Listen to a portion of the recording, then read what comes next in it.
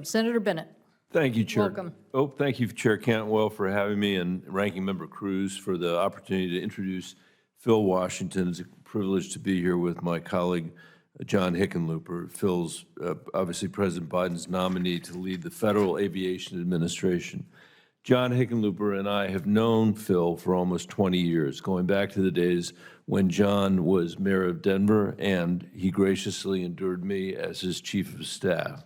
We both worked closely together with Phil, who had recently joined Colorado's Regional Transportation District after an exceptional career that took him from his youth at a housing project on the south side of Chicago to the rank of command sergeant after 24 years in the U.S. Army. I believe Phil's son, Phil Washington Jr., is with us this morning. I thank him for making the trip to Washington. Thanks for sharing your dad with us so he can continue to serve Colorado and the country. Senator Hickenlooper has already offered an excellent overview of Phil's experience in Colorado's Regional Transportation District, LA County's Transportation Authority, and Denver's International Airport. So instead of taking you through that again, I want to share my observations about Phil's specific qualifications to lead the FAA at this critical juncture for the agency.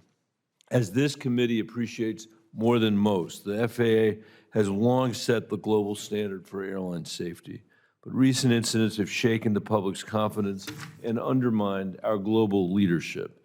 This is the perfect time for a leader like Phil Washington, who would bring a proven record for delivering results. He turned around RTD. He turned around transit in LA County.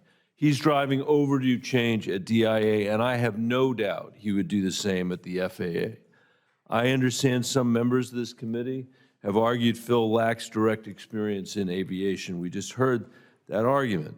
I'm surprised by that because, as we've heard, he currently is running the third busiest airport on planet Earth.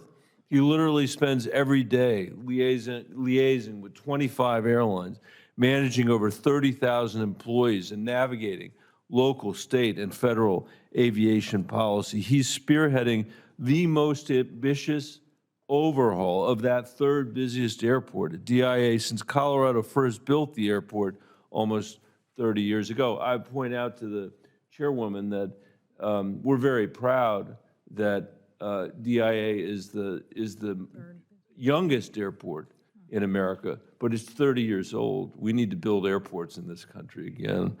Phil could help us with that too. He's leading an $800 million renovation to the main hall, building 39 new gates, designing a 7th runway, and revamping the airport's entire baggage system, all with the traveling public continuing to make its way through the airport. Phil was also instrumental in developing Vision 100, a strategic plan for DIA to prepare the airport to process 100 million passengers a year through an expanded workforce, infrastructure, and air service network. So despite suggestions to the contrary, Phil's experience is comparable to previous FAA nominees like Jane Garvey and Michael Huerta, whom John mentioned, both of whom the Senate confirmed with a strong bipartisan support. Instead of focusing on Phil's obvious qualifications, there's been an attempt in recent months to distract from his record and, frankly, impugn his character.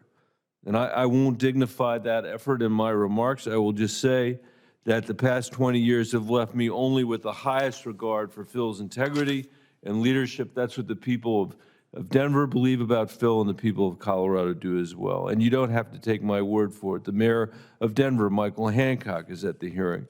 Before the mayor asked Phil to lead DIA, he conducted a thorough background check. Phil not only cleared that review, the Denver City Council confirmed him unanimously. They don't agree on anything, by the way, but they agreed on Phil. Senator Hickenlooper and I can tell you from experience that you don't get a lot of unanimous votes, as I said, from the City Council, and I see no reason why Phil's historic nomination shouldn't receive a unanimous vote from this committee. Any fair assessment of his career and of his character would see a nominee with integrity, drive, and a record of results at every institution he's led.